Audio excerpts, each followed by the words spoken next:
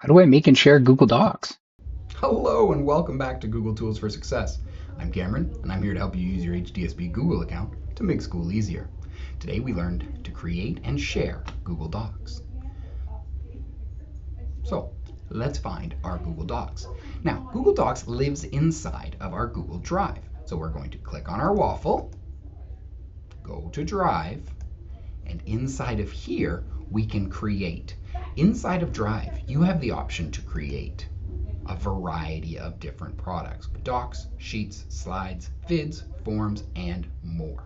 Now, today we are going to learn how to create a Google Doc, but also the sharing things we'll learn are the same for all Google products. They all work the same way. Now, why is this important?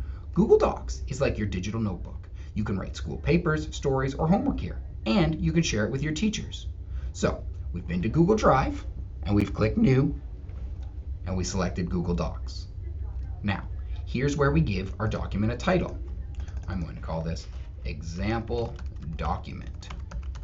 Now, imagine I've written my whole entire document. This is great. How do I share this out now? On the top right-hand corner, you will see a Share button, and automatically it is private only to you.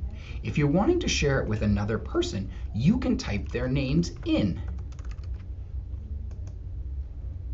and decide if you'd like them to be an editor, which means they work on the document, a viewer, which means they can see the document, or a commenter, which allows them to tell you comments on your document without changing it. You can also send them a message that will go out as an email when they get the message that you have shared a document with them.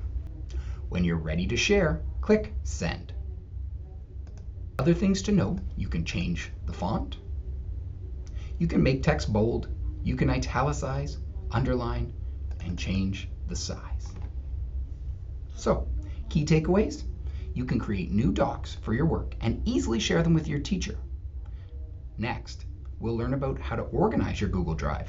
See you then. See you soon.